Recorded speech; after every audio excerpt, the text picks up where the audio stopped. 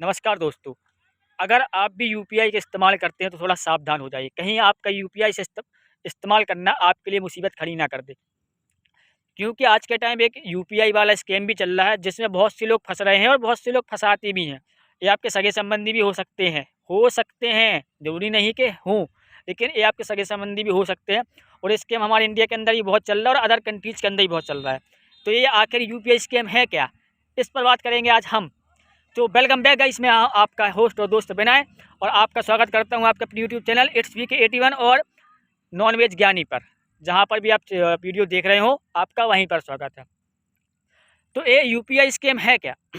Basically ये UPI scam इस तरीके से किया जाता है कि सामने से आपको कोई बंदा एक पेमेंट भेज देगा, एक अमाउंट में आपके पास पैसे सेंड करेगा यूपीआई के थ्रू, आपके फ़ोन पे, पेटीएम, जीपे, किसी भी अकाउंट वॉलेट पे आपको कुछ पैसे सेंड करेंगे। अमाउंट किसी भी फिगर में हो सकता है, 200, 400, 500, 1000, 2000, 3000, 5000, 10,000, किसी भी फिगर में हो सकता है।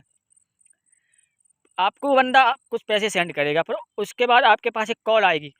तो वो सामने वाला बंदा बोलेगा, भैया गलती से मैंने आपके पास इतने पैसे सेंड कर दिए हों, इतने पैसे सेंड कर दिए मैंने आपके पास, तो प्लीज़ वो पैसे मुझे लौटा दीजिए।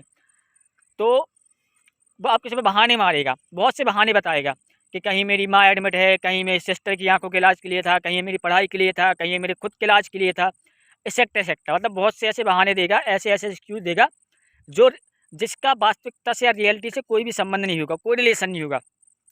बस वो आपको उकसाने के लिए और आपको मतलब इमोशनली ब्लैकमेल करने के लिए सारे बहाने देगा।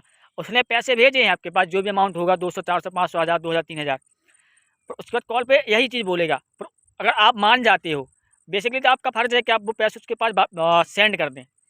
लेकिन वो आपको बोलेगा, भैया मैं आपके पास एक क्यूआर कोड सेंड कर रहा हूँ या फिर कोई लिंक सेंड कर रहा हूँ। वो डायरेक्टली आपको नंबर नहीं देगा। अगर आपसे उससे नंबर मांगेंगे ना कि आप नंबर सेंड कर दीजिए, मैं आपके पास पैसे सेंड कर दे रहा हूँ, तो आपको नंबर नहीं देगा। आपके पास एक क्यूआर कोड देगा या फिर कोई लिंक वगैरह देगा कि आप इस क्यूआर को स्कैन करके क्यूआर को स्कैन करके आप पैसे मुझे वापस भेज दीजिए, या फिर इस लिंक पर क्लिक करके जो भी प्रोसेस है उसमें आप पैसे मुझे वापस भेज दीजिए। बस आपको यही गलती नहीं करना है। अगर सामने वाला बंदा आपको नंबर दे रहा है तभी आपको पैसे सेंड करने हैं, ना कि किसी लिंक या क्यूआर कोड में जा करके। क्योंकि अगर आप इस क्यूआर कोड को स्कैन करेंगे तो डेफिनेटली सामने वाला बंदा आपके अकाउंट को हैक कर लेगा, आपके सारे मोबाइल को हैक कर लेगा, आपकी पर्सनल इन्फॉर्मेशन जो भी है, बैंकिंग वगैरह की, व्हाट्सअप, फेसबुक जो भी है, सबको हैक कर लेगा। और अगर आपने लिंक भी क्लिक किया तो हो सकता है उस कंडीशन में भी आपके सारे सब कुछ हैक कर ले। तो आपको ये गलती नहीं करनी है। अगर सामने वाला बंदा आपके पास लिंक या क्यूआर कोड भेज रहा है तो आपको पेमेंट सेंड नहीं करनी है, भले ही वो कुछ भी बोले कि पुलिस कंप्लेंट कर दूंगा, मैं ये कर दूंगा, वो कर दूंगा। क्योंकि गलती उसने की है पैसे भेजकर, आपने नहीं। और आप हो सके तो आप इसको रिकॉर्ड भी कर सकते हैं इस बात को। सामने वाला बंदा अगर आपसे बोल रहा है तो आप ये बोल के, भैया आप 2 मिनट बाद कॉल कीजिए, और जैसे ही उसकी कॉल आपके पास आती है तो आप इस कॉल को रिकॉर्ड कर सकते हैं कि ताकि आप फ्यूचर में कोई आपको प्रॉब्लम हो, अगर आप पैसे सेंड नहीं कर रहे किसी कन्फ्यूजन या फिर डाउट के कारण, तो और वो सामने वाला कंप्लेंट भी करना चाहे तो आपके पास एक प्रूफ हो के सामने वाला, मैं पैसे सेंड करने की बात कर रहा था कि भैया आप मोबाइल नंबर दे दीजिए तो मैं उस पर सेंड कर देता हूँ। बट वो मोबाइल नंबर देने के लिए या फिर यूपीआई का जो मोबाइल नंबर होता है वो देने से मना कर रहा था, और हमें बोल रहा था कि आप इस क्यूआर कोड पर जा करके या फिर इस लिंक पर जाके पैसे सेंड कर दीजिए।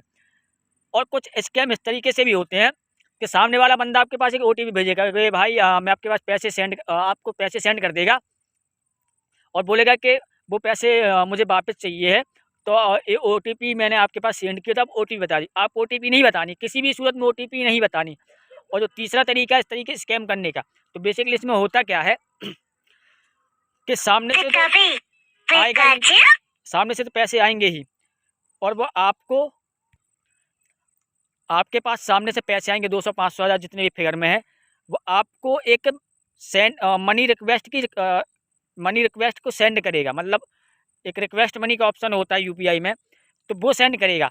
मीन आपको बोलेगा कि इतने पैसे हम आपके पास सेंड कर रहे हैं, भैया आपका लकी ड्रॉ में ये हुआ है, वो हुआ है, या कुछ भी हुआ है, तो हम आपको 1000, 2000, 3000 सेंड करना चाहते हैं, आपने इसमें जीते या उसमें जीते हैं।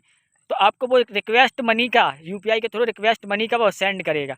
आपको उस लिंक पर क्लिक नहीं करना है। अगर आप कर भी लेते हैं तो आपको अगर यूपीआई पासवर्ड मांगता है, क्योंकि अगर पैसे आते हैं तो यूपीआई पासवर्ड किसी भी सूरत में नहीं मांगता है। अगर पासवर्ड मांग रहा है तो समझ जाइए कि ये पक्का स्कैम है। आपको तुरंत उस पेमेंट को डिक्लाइन कर देना है और वापस से जाना है। बस यही थी, कुछ स्कैम था जो यूपीआई स्कैम था, तो जिसके बारे में मैंने आपको बता दिया। और मिलते हैं किसी और वीडियो में, तब तक के लिए बाय बाय, किसी और स्कैम की वीडियो के साथ।